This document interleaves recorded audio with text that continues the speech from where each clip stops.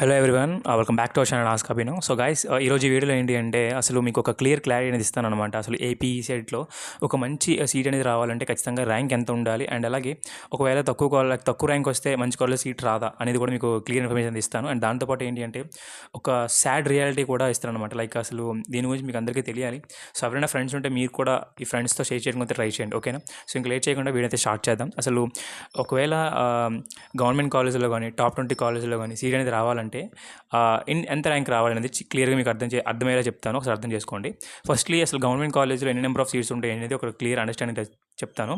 మెయిన్గా ఏంటి అంటే గవర్నమెంట్ కాలేజీలో మోస్ట్లీ 8 to 10 సీట్స్ మాత్రమే ఉంటాయి అనమాట ఒక బ్రాంచ్ నుండి.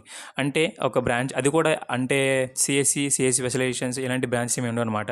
So CSC, mechanical, civil, ECE, triple E, okay, ఈ 5 మ్యాక్సిమం ఉండడానికి ట్రై చేస్తే కెమికల్ కూడా ఉంటాయి, బట్ అవి నేను ఎక్సెప్షన్ అనమాట. సో అది నాకు వాటి గురించి నాకు అంత క్లియర్గా తెలియదు కాబట్టి చెప్పట్లేదు.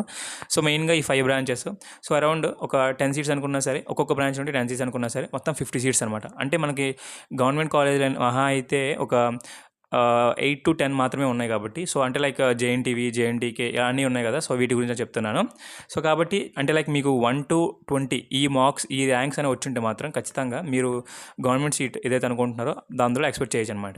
ఒకవేళ ఇలా కాదు, ఒక టాప్ 20లో రావాలనుకుంటే డెఫినెట్లీ మీ బ్రాంచ్ ఏదైనా సరే టాప్ 20లో రావాలనుకుంటే, టాప్ 20 కాలేజ్లో రావాలనుకుంటే డెఫినెట్లీ ఒక 800 బిలో కానీ, లేదంటే అరౌండ్ ఆ ర్యాంక్స్ అని వచ్చి ఉంటే 1000 బిలో వచ్చినా సరే డెఫినెట్లీ అక్కడ మళ్ళీ ఏంటి అంటే ఈ ఎస్సీ ఎస్టీ రిజర్వేషన్స్ వల్ల మళ్ళీ అక్కడ ఇబ్బంది అవుతుంది. అండ్ అలాగే మీకు ఎన్సీసీ ఒకవేళ స్పోర్ట్స్ కానీ ఇలాంటివి ఏమైనా క్యాప్ సర్టిఫికేట్స్ కానీ ఉంటే మాత్రం డెఫినెట్లీ అక్కడ కూడా మీకు ప్లస్ పాయింట్స్ అవుతుంది అనమాట, ఓకేనా? టాప్ 20 కాలేజ్లో సీట్ రావడానికి. ఓకే, సో ఇది ఒకవేళ మీకు మంచి ర్యాంక్ వచ్చి ఉంటే మంచి కాలేజ్ సీట్ అనేది రావడానికి ఛాన్స్ అయితే ఉందన్నమాట. ఒకవేళ మంచి ర్యాంక్ రాలేదు, చాలా వర్స్ట్ ర్యాంక్ వచ్చింది అనుకుంటే, like worst rank in the sense ఏంటి అంటే ఇప్పుడు ఫర్ ఎగ్జాంపుల్ తీసుకుంటే మెకానికల్లో నియర్లీ 8 to 9,000 మెంబర్స్ రాసాను అనుకుంటే, ఒకవేళ ఇందులో నేను వర్స్ట్ ర్యాంక్ ఎందుకు అంటున్నానంటే ఒకవేళ మీకు 3,000 కానీ 3,500 అబోవ్ కానీ వచ్చుంటే మాత్రం definitely that could be a worst rank అనట్లేదు, అండ్ లైక్ మంచి కాలేజీలు ఎక్స్పెక్ట్ చేయలేము అని చెప్తున్నాను అనమాట, ఓకేనా? సో ఎందుకు ఇంతలా అనుకుంటే మాత్రం మనం ఒక సినారియో తీసుకుందాం. అదేంటి అంటే సో ప్రతి కాలేజ్లో కూడా, మోస్ట్ ఆఫ్ ది కాలేజ్లో కూడా ఇలానే జరుగుతుంది. ఏంటి అంటే అసలు సీట్స్ అనేవి మనకి డిప్లొమా స్టూడెంట్స్కి చాలా చాలా తక్కువ అనమాట. అరౌండ్ 24 to 30 మాత్రమే ఇస్తారు. సో ఎందుకు చెప్తున్నానంటే మోస్ట్లీ ఈ 100% సీట్స్లో ఎంసెట్ వాళ్ళకి 90%, లైక్ 91% సీట్స్ అనేవి వెళ్ళిపోతాయి అనమాట. మనకి 8 to 9% సీట్స్ మాత్రమే ఉంటాయి. అంటే లైక్ నియర్లీ ఒక 24 to 30 సీట్స్ మాత్రమే ఉంటాయి. అందులో స్పాట్ అడ్మిషన్స్ కూడా అంటే కాలేజ్ వాళ్ళు ప్రిఫర్ చేస్తారు కాబట్టి మనకి మోస్ట్లీ 24 సీట్స్ మాత్రమే ఉంటాయి. అంటే అలా చూసుకుంటే నేను దీన్ని బట్టి చూసుకుంటే మొత్తం 24 సీట్స్ అనుకుంటే ప్రతి బ్రాంచ్ నుండి, అంటే మొత్తం కాలేజీలో టాప్ 20 కాలేజీలో చూసుకుంటే అరౌండ్ ఒక బ్రాంచ్ నుండి 1,500 to 2,000 సీట్స్ అనేవి పోతాయి అనమాట.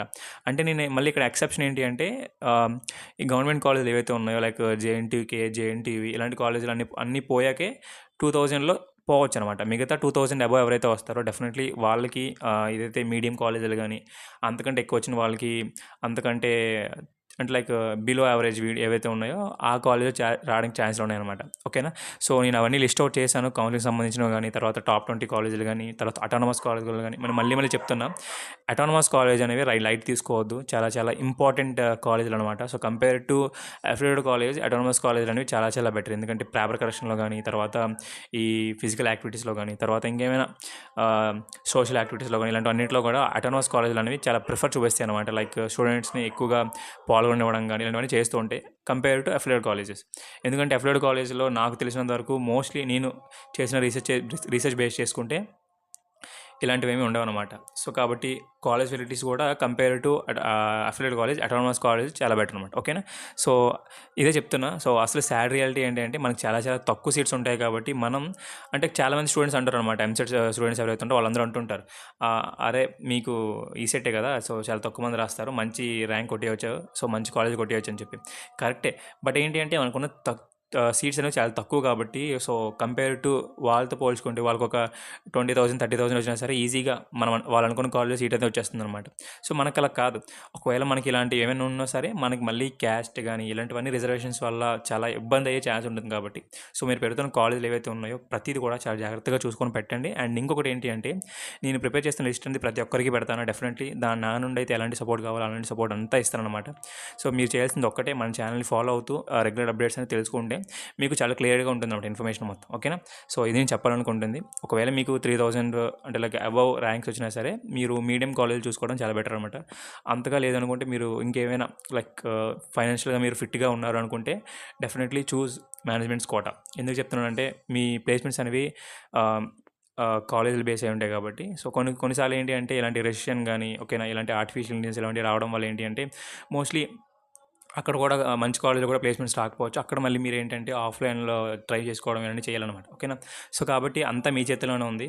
మీరు ఎలా ప్రిపేర్ అయితే అప్పుడు ప్లేస్మెంట్స్ అనేవి అలా వస్తాయి కాబట్టి సో ఓన్లీ కాలేజీల మీదే కాకుండా మీ మీద కూడా భారం ఉంటుందన్నమాట. ఓకేనా? సో ఇది నేను చెప్పాలనుకుంటుంది. అండ్ మోస్ట్లీ నా ఇన్ఫర్మేషన్ ఏదైతే ఉందో అది క్లియర్గా కన్వే అయింది అనుకుంటున్నాను. ఇంకెవరైనా మీ ఫ్రెండ్స్ ఎవరు ఉంటే డెఫినెట్లీ వాళ్ళు కూడా షేర్ చేయడానికి అయితే ట్రై చేయండి. అండ్ డెఫినెట్లీ హెల్ప్ఫుల్ అవుతుంది. ఓకేనా? సో ఇక్కడ వరకు చూసారంటే డెఫినెట్లీ లైక్ చేశారు అనుకుంటున్నాను. So thank you very much. జై హింద్.